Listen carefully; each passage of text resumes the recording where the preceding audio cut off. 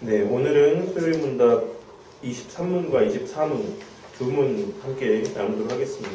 그래서 사실 23문부터 26문까지 이어지는 내용은 28문까지 이어지는 내용은 사실 통으로 하나라고 할 수가 있어요. 그래서 그 23문부터 24, 25, 26, 27, 28문까지의 모든 내용이 23문의 내용 가운데 담겨져 있는 어떤 설명이라고 할 수가 있습니다. 그래서 23문이 하나의 큰 전제가 되어지고 그 23문에 대답되고 있는 이 문장에 대한 내용들을 23문부터 28문까지 풀어서 설명하고 있는 내용이라고 할 수가 있습니다. 그리고 그 또한도 우리가 이미 익히 이래저래 설교 때나 성경 공부 때나 이미 살펴봤던 내용들이라서 크게 어렵거나 색다른 내용은 아닐 것이다라고 생각이 됩니다. 내용을 보시면 그리스도께서는 우리 구속자로서 무슨 직분을 행하십니까? 라고 질문을 하고 있습니다. 그래서 그리스도께서는 우리의 구속자로서 선지자와 제사장과 왕의 직분을 행하시되 낮아지시고 높아지신 두 상태에서 그렇게 하십니다. 라고 답을 하고 있습니다. 그래서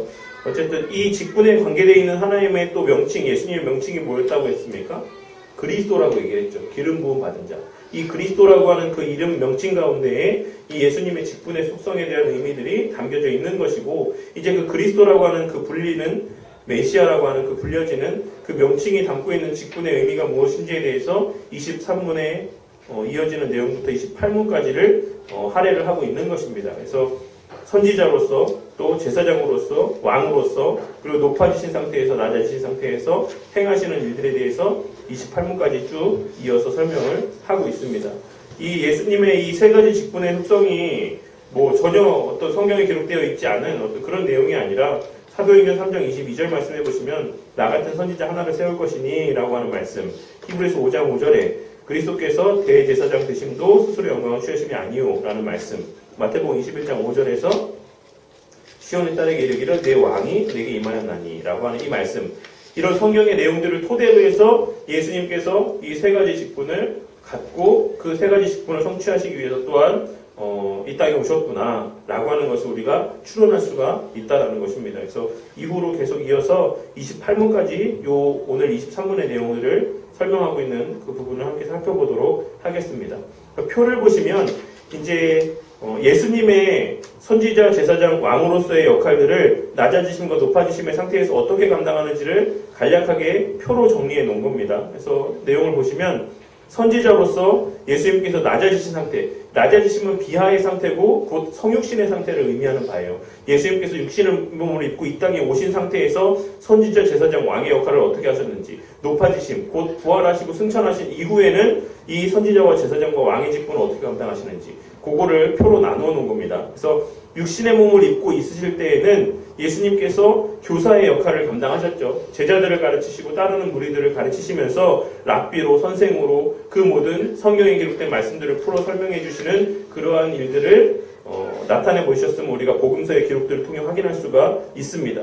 그리고 나서 이제 육신을 입으셨을 때는 그렇게 육신의 몸을 입고 가르치셨고, 높아지신 상태, 부활하신 이후에, 승천하신 이후에, 승천하실 때까지 제자들에게 설교하신 것도 마찬가지고, 지금도 그의 말씀과 성령으로 우리가 함께 계시며 그 말씀을 깨닫게 하여 주시는 그러한 은혜들을 베풀어 주신다라고 할 수가 있습니다. 이 부분은 뒤에서 좀 더 말씀을 부연적으로 드리도록 할게요. 그리고 제사장의 역할은 이 땅에 육신의 몸을 입고 있으셨을 때에는 고난받으심과 죽으심을 통해서 이 모든 제사장의 역할들을 감당해 주셨죠. 스스로가 제물이 되어주시고 스스로가 제사장이 되어주셔서 하나님께서 요구하시는 그 의의 제사를 완전하게 드려주셨습니다. 드려주시고 드려지시고 그 일들을 하신 것이 바로 낮아지신 상태에서 제사장의 역할을 감당하신 것이고, 높아지신 상태에서 그러면 지금 부활하시고 승천하신 이후에 제사장의 역할을 그럼 어떻게 감당하고 계시는가? 그것은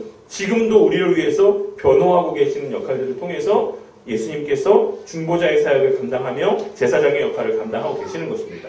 우리의 행위에 대해서 우리 편에 서서 변호해 주시고, 하나님이 모르셔서 그런데 육신을 제가 입어보니까 이 친구가 이래서 이럴 수밖에 없었을 겁니다. 이런 식으로 그 변호인들이 재판장에서 하는 역할처럼 우리의 입장에서 성부 하나님께 우리의 입장을 대변해 주시는 역할을 지금도 감당을 하고 계시는 것이고, 또한 우리가 기도할 때에 그 모든 기도의 방향들과 그 모든 기도의 내용들을 예수님께서 그 의미들을 성부 하나님께 고하여 주시는 역할들을 또한 대언을 하고 계시는 것이죠. 그러니까 우리의 이 기도가 직통으로 바로 하나님께 들어지는 것이 아니라 예수님을 통해서 하나님께 들어가는 것입니다. 그래서 우리가 비록 여러 가지 잘못된 것들을 막 이야기한다라고 할지라도 그것이 예수님이라고 하는 필터를 거쳐서 온전한 우리의 마음의 중심이 하나님께 상달되어지게 되어 있어요. 그러니까 그런 역할들을 또한 감당하시고 있는 것이죠. 여기서 우리가 하나 기억해야 되는 것은 우리가 한국교회 가운데 흔하게 쓰는 하나의 표현들 가운데 중보기도라는 표현이 있습니다.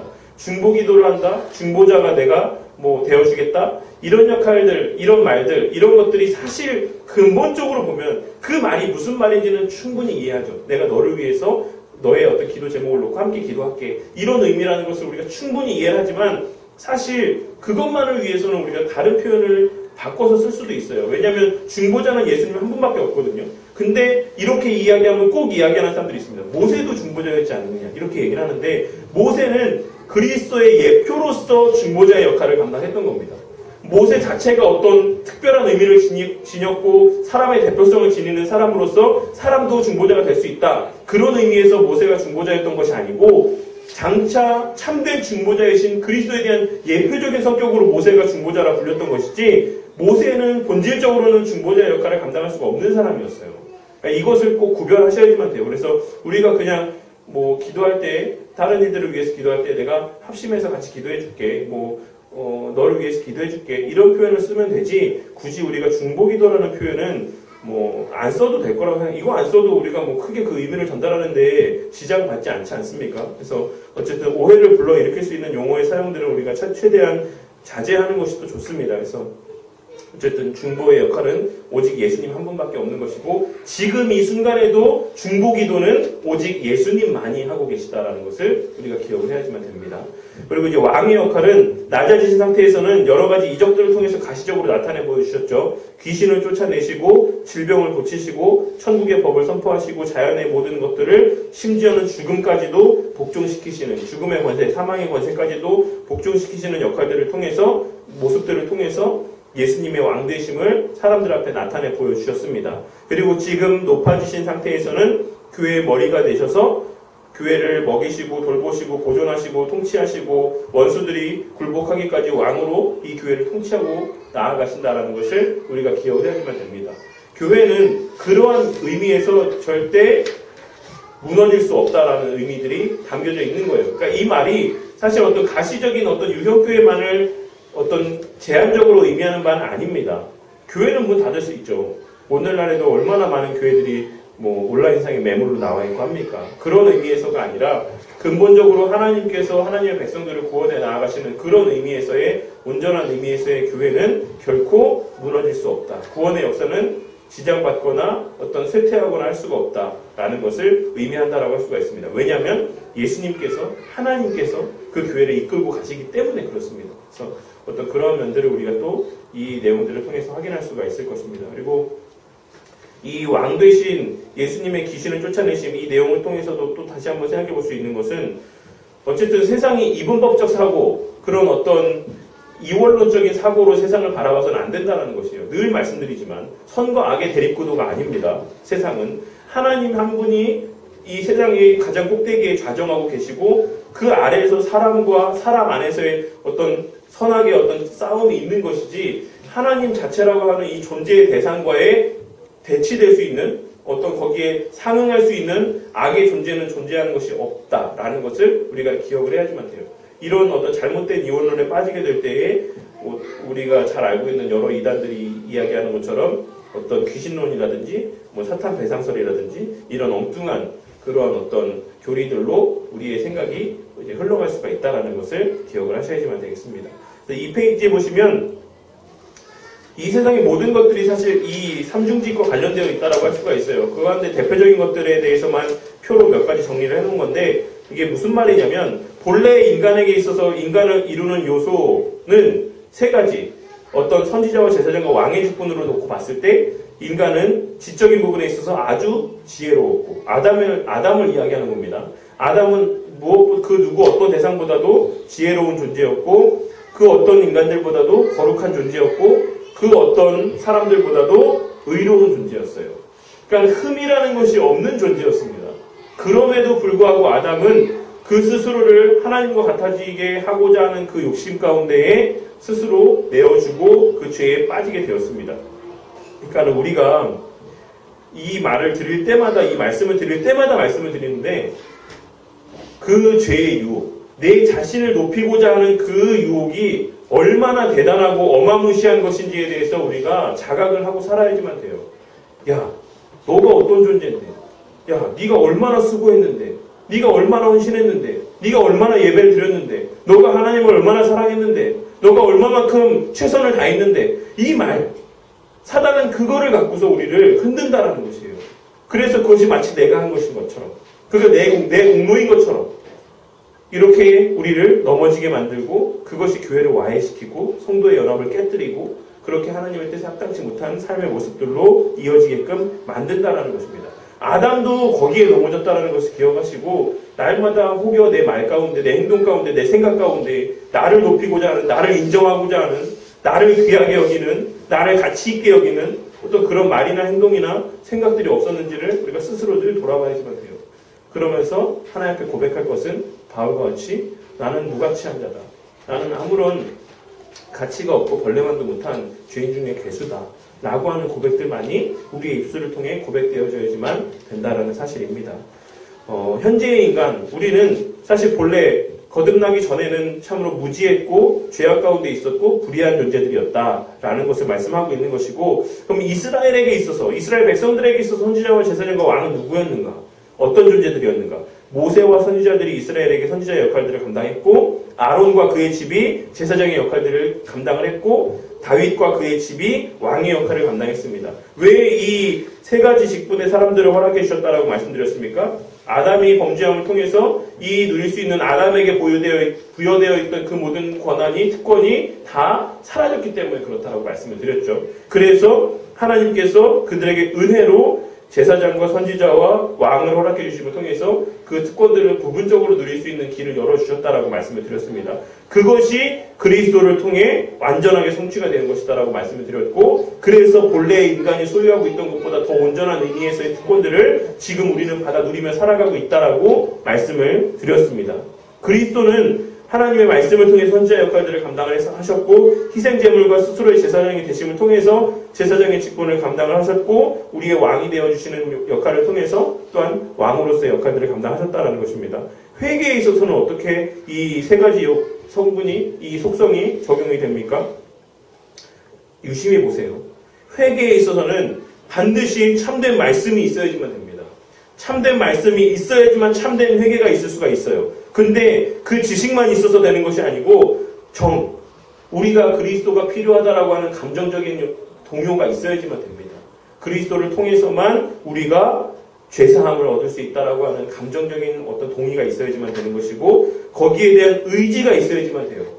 그런 것을 행하고자 하는 의지가 우리에게 있어야지만, 우리 마음을 다스리고 통제하고 컨트롤할 수 있는 의지가 있어야지만 회개가 온전하게 이루어질 수 있다는 것입니다. 그래서 우리가 아는 바에 대해서, 우리가 그것을 아는 것을 통해서 우리가 어떤 존재인지를 깨닫게 되고, 그래서 그리스도가 필요하다는 것에 대한 동의를 얻게 되고, 그 동의를 우리의 실제 행함을 통해서 회개의 모습으로 이어지게 되는 것이 참된 회개다. 그것이 지와 정과 의가, 지정의가 조화롭게 이루어진 온전한 의미에서의 회개가 될 수 있다는 것을 의미하는 것이고, 그것을 또한 이 세 가지 직분의 관점에서 우리가 해석을 할 수가 있는 것입니다. 그리고 참된 교회도 마찬가지로, 우리가 참된 교회의 표징을 이야기할 때 신실한 말씀의 신실한 선포와 성례와 바른 시행과 적절한 권징의 시행이 교회의 3대 표지라고 이야기를 해요. 신학교 가면 누구나가 예외 없이 배우는, 벌코프 조직신학에서 배우는, 여러 가지 조직신학 시간에 배우는 교회의 3대 표지의 내용들 가운데 하나입니다. 근데 이러한 교회의 3대 표지가 제정이 되게 된 근거는 바로 이 세 가지 직분의 그 근거를 두고 있다는 것이에요. 교회의 세 가지 속성들, 말씀의 선지자로서의 역할들, 말씀의 신실한 선포라고, 제사장으로서 성례전의 바른 시행들, 이런 것들을 행하고, 왕으로서 성도들을 바르게 통치할 수 있는, 바르게 이끌 수 있는 그러한 일들을 감당하는 교회야말로 바른 교회다, 참된 교회다. 이런 의미에서의 이 세 가지를 교회의 참된, 교회의 세 가지 표지라고 이야기를 하는 것입니다. 그래서 중보자이신 예수 그리스도의 삼중 직분, 은혜 언약에 있어서 하나님과 인간 사이의 유일한 중보자는 오직 한 분뿐이신데 그가 바로 예수 그리스도이십니다. 라고 우리가 익히 잘 알고 있는 내용을 반복해서 언급을 하고 있습니다. 그 예수님께서 선지자직과 제사장직과 왕직을 이렇게 동시에 겸해서 이렇게 이행을 하신다. 그래서 선지자직은 우리에게 유일하게 살아계신 참된 하나님과 그의 뜻을 우리에게 드러내고 알리시는 사역이며, 제사장직은 하나님께 우리 인간을 대신해서 속죄 제사를 드리시는 사역이고, 왕직은 하늘과 땅의 모든 권세로서 성도들과 모든 피조 세계를 다스리시는 사역입니다. 라고 이야기를 하고 있습니다. 그래서 성도로서 그러면 우리가 그리스도의 지체로서 이 세 가지 직분을 어떻게 행하며 살아갈 수가 있습니까? 말씀을 온전히 선포하고 그 말씀대로 온전히 살아내는 삶을 통해서 세상 가운데 하나님의 말씀을 증거하는 삶을 살아갈 수 있죠. 선지자적인 삶을. 제사장적인 삶은 어떻게 살아갈 수가 있죠? 다른 이들을 위해서 기도하고 그들을 하나님 앞으로 이끄는 일들 가운데 전도하는 삶을 통해서 우리가 제사장적 사역을 감당하며 살아갈 수가 있습니다. 왕적인 사역은 늘 말씀드리는 것처럼 우리가 어떤 피조물, 어떤 피조 세계, 어떤 그런 것들에 이끌려서 살아가는 것이 아니라 그것을 선용해서 하나님의 영광을 위해 그 모든 것들을 활용하며 살아갈 수 있는 그러한 삶의 모습을 통해서 우리는 왕된 그러한 또 권세를 누리며 살아갈 수가 있는 것입니다. 신앙교육서의 이 부분에서 우리가 배울 수 있는 중요한 사실 하나는 결코 새 직분을 분리시켜서는 안 된다는 것입니다. 이것은 행하고 저건 행하지 않을 수가 없다라는 것. 그것을 우리가 기억을 해야지만 되겠습니다. 우리는 말씀과 성령을 통해 무지에서 벗어나서 그의 보혈의 피로 죄책을 씻으며 우리의 제약된 욕망을 점점 더 그리스도의 통치에 복종시켜야지만 된다는 것입니다. 이것이 특별히 회개 파트에 그대로 적용이 된다고 할 수가 있는 것이죠. 그래서 어쨌든 이 제사장직의 직분에 관계된 것이 또 그리스도의 능동적인 순종과 수동적인 순종이 이 제사장적 직분에 또한 속하는 그 영역에 속하는 것이다라고 할 수가 있습니다. 마지막 단락이 되게 중요해요. 때때로 사람들은 자신들이 기독교의 진리를 알고 있기 때문에 그리스도인이라고 단순하게 말을 합니다. 그렇지 않습니까? 내가 예수님이 하나님의 아들이신 것을 안다. 교회가 주의 몸된 교회인 것을 안다. 우리가 예배를 드려야 된다는 것을 안다. 헌금을 해야 된다는 것을 안다. 이런 것들을 내가 단지 알고 있다는 것 때문에 나는 그리스도인이다라고 이야기하는 경우도 있다는 것입니다. 하지만 지식만으로는 회심이 이루어지지 않는다는 것을 기억을 해야지만 돼요. 우리는 우리의 감정과 의지가 우리의 지식에 따라서 변화되지 않는다라고 하면 그리스도가 우리의 선지자, 제사장, 왕이 된 것은 아니다라고 할 수가 있다라고 할 수가 있습니다. 아시겠죠? 오늘날 수많은 개혁주의 진영에 있는 개혁주의 교회를 출석하고 있는 성도들이 갖고 있는 문제점이 바로 이 첫 번째 언급되고 있는 것이에요. 내가 기독교의 진리를 알고 있기 때문에 난 그리스도인이다. 나는 그 누구보다 성경에 기록된 하나님에 관련된 지식들을 온전하고 바르게 알고 있기 때문에 나는 그 누구보다도 바른 그리스도인이다. 참된 그리스도인이다. 이렇게 스스로 착각하며 살아가는 사람들이 너무나도 많이 있어요. 머리에만 머물러 있는 지식을 갖고 있는 사람들. 하지만 그의 감정과 그의 의지가 그 지식에 따라서 움직이지 않는다라고 하면 그 사람은 그리스도인이 아닙니다. 그냥 교사요 선생일 뿐이에요. 그냥 예수님 당시에 바리새인들과 같은 그런 율법 교사들과 같은 그 정도에 그냥 머물러 있는 것입니다. 그들보다 우리가 구약 성경에 대해서 더 해박하고 다식한 지식을 갖고 있다라고 할 수가 있겠습니까? 지식이 참된 신앙을 불러일으키는 가장 어떤 핵심은 아니다라는 것을 꼭 기억하셔야지만 돼요. 오직 성령 하나님의 역사를 통해 우리의 감정과 의지까지도 온전하게 변화되어져야지만 우리는 전인격적인 그리스도인으로 거듭날 수가 있다라는 것입니다. 교회도 마찬가지라는 것이죠. 말씀만 온전히 선포되어져서도 되는 것이 아니고 성례만 바르게 시행된다라고 참된 교회인 것도 아니고 권직만 그냥 속된 표현으로 냅다 그냥 건직만 해야 된다라고 해서 그 교회가 참된 교회인 것도 아닌 것입니다.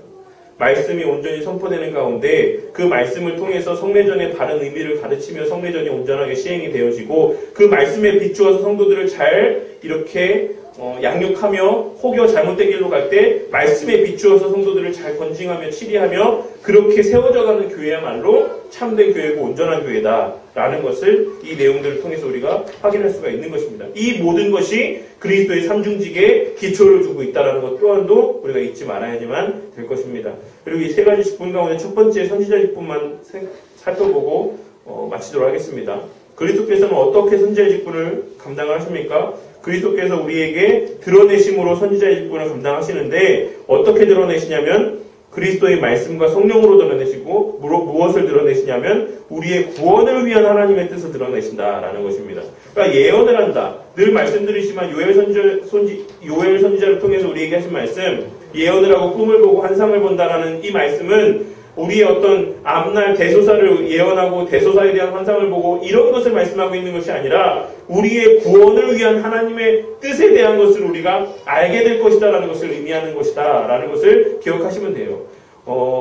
좀 여담이긴 하지만 아내가 없으니까 얘기하는 말이긴 하지만요. 네.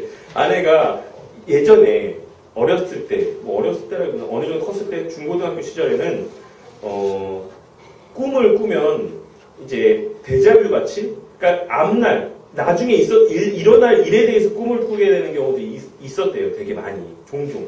그래서 자기가 분명히 꿈을 꿨는데 다음 날에 일어나서 학교를 가면 자기가 꿈에서 꿨던 바랑 똑같이 이 일들이 돌아가는 거예요. 똑같은 말을 하고 똑같은 행동을 하고, 그래서 그 사람이 그 다음에 어떤 행동을 할지도 봤기 때문에 아는 거죠. 근데 그런 것이 의미가 있습니까? 없어요. 우리의 구원에 있어서 그런 것들은 아무런 하등 관련이 없다는 것입니다. 바울이 복음을 전하러 가려고 할 때에 빌립의 네 딸들이 예언하는 사람들이었다라고 했어요. 그래서 그 네 딸들이 바울의 길을 막으면서 가면 큰일 난다, 가지 말아라고 했을 때 바울이 뭐라 했습니까? 가서 죽게 된다라고 하는데 그것이 무슨 상관이냐. 하나님의 복음이 전파되는 것이 확실하다라고 하면 내 자신의 어떤 일들이 일어나는 것에 대해서는 난 하등 아무런 개의치 않는다라고 이야기하고 간단 말이에요. 그리고 그들의 본 바대로 바울은 똑같이 잡히고 고난을 겪어요. 하지만 그 일을 통해 하나님의 복음은 확실하게 선포가 되고 증거가 돼서 주의 교회들이 세워지고 오늘날까지 이와 같이 복음이 전파되게 되어진다는 사실입니다. 그러니까 우리가 앞날에 대해서 아는 것은 하등 상관이 없어요. 무슨 말씀인지 아시겠습니까? 내게 지금 주어진 이 순간에 내가 충실하며 바른 신앙을 갖고 하나님 앞에 충성되게 살아가는 그 삶이 중요한 것이지 내 앞에서의 어떤 일들이 일어날까를 걱정하고 염려하고 그것을 알고자 하는 것은 아주 무의미하고 무가치한 일이다라는 것을 꼭 기억을 하셔야지만 됩니다. 하나님께서 그런 재능들을 그런 일들을 위해서 주시는 것이 아니에요. 하나님께서는 오직 복음 전파를 위해서 우리에게 여러 가지 은사들을 주시는 것이고 그것과 관계되지 않는 것은 아무런 하등 가치가 없는 것임을 기억을 하셔야지만 됩니다. 어쨌든 약간 다른 일이긴 하지만 선지자의 직분, 참 선지자이신 예수 그리스도. 선지자의 의미는 무엇이냐면 성경에 보면은 나비, 로에, 프로페테스 이런 표현들로 선지자에 대한 표현들이 언급이 되고 있습니다.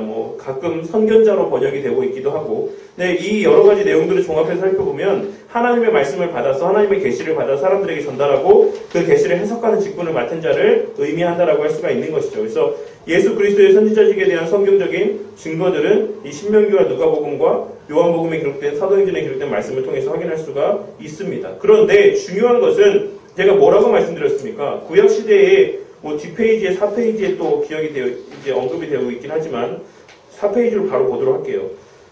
시대적인 구분을 바로 보도록 하겠습니다. 예수님께서 오시기 전에 예수님에 대한 어떤 예표적인 속성과 대의적인 속성으로서 선지자들이 그 선지자의 직분을 감당을 했어요. 그리고 나서 예수님께서 오신 이후에는 스스로 증거를 하셨습니다. 그리고 나서 지금 시대에는 어떻게 증거를 하십니까? 말씀과 성령으로 증거를 하신다라고 말씀하셨어요. 히브리서 1장 1절 말씀해 보시면 제가 봉독하겠습니다. 옛적의 선지자들을 통해서 여러 부분과 여러 모양으로 우리 조상들에게 말씀하신 하나님이 이 모든 날 마지막에는 아들을 통하여 우리에게 말씀하셨으니 이 아들을 만유의 상속자로 세우시고 또 그로 말미암아 모든 세계를 지으셨느니라 이렇게 말씀하고 있어요. 이 모든 날 마지막에는 말세의 때가 언제라고 말씀드렸습니까? 예수님 부활 승천하신 이후의 시대부터가 전 세계가 다 말세의 때라고 말씀드렸어요. 베드로가 그렇게 고백을 했고 성경이 그렇게 증거를 하고 있습니다. 이 마지막에는 아들을 통하여 우리에게 말씀하신다라고 했어요. 옛적에는 선지자를 통해서 여러 부분과 여러 모양으로 우리 조상들에게 말씀하셨다.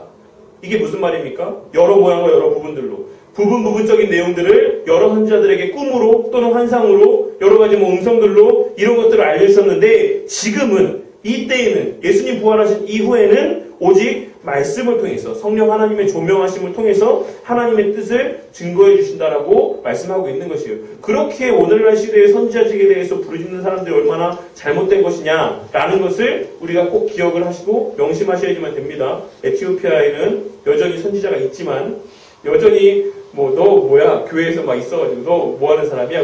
그러면 나는 선지자야, 난 프로페시야. 너는 뭐야? 나는 그 목사야. 그러면 그래? 나는 뭐 신학교를 안 나왔는데 나는 이렇게 해서 선지자가 됐어. 이렇게 얘기하는 사람들이 있어요. 에티오피아는 지금도. 그러니까는 얼마나 성경에 무지하기 때문에 스스로가 그렇게 무지한 말들을 뱉고 있는지도 모르고 그렇게 무지한 말들을 쏟아내면서 살아가고 있다는 사실입니다. 그런데 오늘날에도 또 이런 어떤 시대적인 직분들이 있는 것이죠. 선지자가 오늘날 있지 않은 것처럼 사도들 또한도 그 시대에 국한되어 있는 그 무리들, 예수님 당시 예수님을 따르던 제자들 외에는 사도라고 불렸던 자들이 그 누구도 없었음에도 불구하고 오늘날의 사도라는 직분이 유효하다라고 하는 사람들이 여전히 한국 교회 가운데, 세계 교회 가운데 있다는 것입니다. 그러니까 이런 시대적인, 물론 이것이 세대주의적인 구분은 아닙니다. 하지만 하나님께서 행하시는 일들 가운데 구속사적 관점에서 보았을 때 한시적으로 제한된 직분들이 분명히 있는 것은 분명해요. 우리가 그런 것들을 오해하고 있다라고 하면은 예수님의 이 직분에 대한 개념들을 온전히 이해하지 못하고 있다라고 하면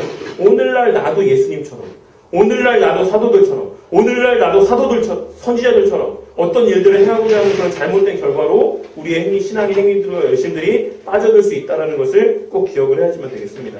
그리스도의 선지자하고 성도의 평안, 어쨌든 우리가 살아가는 과정들 가운데 우리에게 참된 평안을 주는 것은 오직 말씀과 기도밖에 없다는 것을 꼭 기억하시길 바라요. 왜냐하면 그것이 그리스도의 선지자 사역의 핵심이기 때문에 그렇습니다.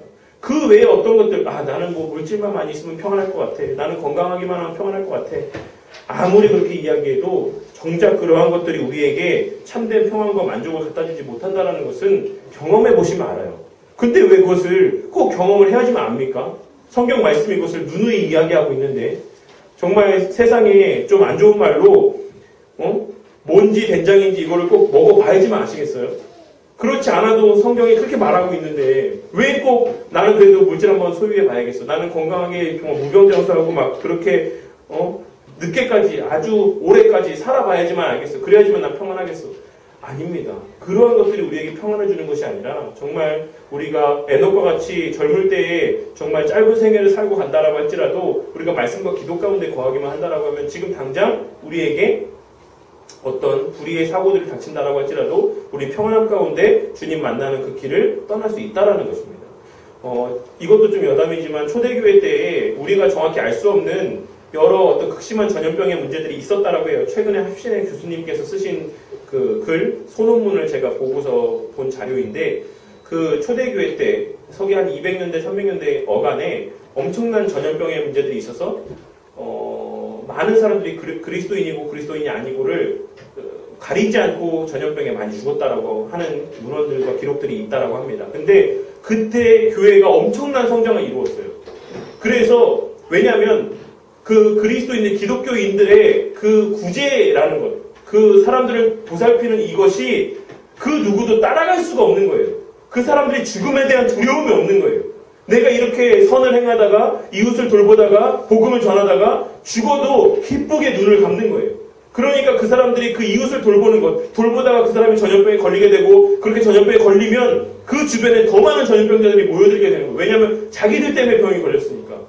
그래서 그 사람들에게 복음을 전하고 위로하고 그 가운데 병이 낫게 된 사람들은 하나도 예외가 없이 다 그리스도인들이 되고 그렇게 교회가 세워져 가는 것을 로마 황제가 보고 나서 어떻게 했냐면 헬라인들을 통해서 구제 기관을 세웁니다. 야, 지금 그리스도인들이 구제하는 모습을 봐라. 다 그래서 그리스도인들이 되고 있지 않냐. 그러니까 너네들도 구제 기관을 세워서 너네들도 전염병자들을 돌보고 그 사람들에게 자선을 베풀어라. 그래서 막대한 돈과 여건들을 투입해서 엄청난 구제 단체를 세워요. 근데 그들이 그리스도인들만큼 구제를 하지 못했습니다. 왜 그렇겠습니까? 그들에겐 내세에 대한 확신이 없고 말씀과 기도를 통한 평안함이 없었기 때문에 그래요. 그래서 역사적 문헌 자료들 가운데 로마 황제가 기록한 언급한 내용들이 있다라고 하더라고요. 왜 저들은 그리스도인과 같이, 그리스도인들과 같이 이 전염병 환자들을 돌보지 못하는가에 대한 탄식이 그 역사적 문헌 가운데 기록이 되어 있다고 합니다. 그러니까 이런 것들을 볼 때 우리가 참된 그리스도인에게는 평안함이 있을 수밖에 없어요. 그 어떤 환난 가운데서도. 왜냐하면 그 참된 그리스도인은 늘 말씀과 기도 가운데 거하고 있기 때문에 그렇습니다. 어쨌든 그러한 사실들을 꼭 기억을 하시고 말씀에 요한복음에 기록된 이사야서에 기록된 또 에베소서에 기록된 그 말씀에서 같이 늘 하나님의 말씀과 하나님의 말씀의 가르치심과 그 이후에 평안에 대한 약속은 같이 간다라는 것을 꼭 기억을 하시고 우리가 늘 말씀 가운데 거할 때에만 우리에겐 참된 평안이 주어진다라는 것을 꼭 깨닫고 그 참된 평안을 말씀과 기도 가운데 누리시는 우리 성도님들이 되시기를 바라겠습니다. 뭐 지금 아무리 뭐 내 앞에 있는 문제들 여러 뭐 회사의 일들이 있고 시급한 일들이 있고 한다고 해도 그거 아무리 내가 준비해도 그 염려는 안 없어집니다. 해보셔서 아시잖아요. 그 염려가 지나면 또 다른 염려가 또 있어요. 우리가 죽는 날까지 우리의 삶 가운데 여러 가지 참된 안식이라는 것은 주어질 수가 없습니다. 제가 하나의 시를 소개하고 마치도록 할게요. 무슨 시냐면 허드스 테일러라고 하는 선교사님께서 지은 시예요. 저도 이제 다른 제가 존경하는 목사님께서 되게 감명을 받은 시라고 올려놓으셨기 때문에 보고서 저도 마음 가운데 좀 이렇게 많은 새김을 주는 시인데 제목은 안식이라는 시입니다. 누가 안식을 말했던가. 안식은 하늘에 나 있는 것을 아버지의 일을 하는 나에게 땅 위에 그 무슨 안식이 있으리. 이 땅에 나를 보내시고 이 땅에서 그 나를 기다리게 하시며 그때까지 당신의 일을 맡겨주신 그분은 내게 은혜 또한 후히 주시리. 일할 수 있는 은혜, 고난을 이길 수 있는 은혜, 그러나 안식의 은혜는 아직 아니리. 안식은 하늘에 나 있는 것을. 라는 이 시를 허드슨 테일러라고 하는 목사님께서 지어서 남기셨어요. 참된 안식, 평안 이런 게 없습니다. 우리 이 땅에 살아가는 가운데 오직 말씀 안에서 누리는 안식과 평안만이 우리에게 있을 뿐이에요. 그러니까는 어떤 헛된 데서 막 안식을 찾으려고 하지 마시고 오직 우리의 참 선지자 되시고 제사장 되시고 왕 되시는 예수 그리스도만을 바라보며 그 말씀 안에서 참된 안식을 누리시는 우리 성도님들이 되시기를 바라겠습니다. 제가 기도하고 마치도록 하겠습니다. 하나님 감사합니다. 오늘 이 시간에도 부족한 종을 통해서 또 여러 예수님의 직분에 대한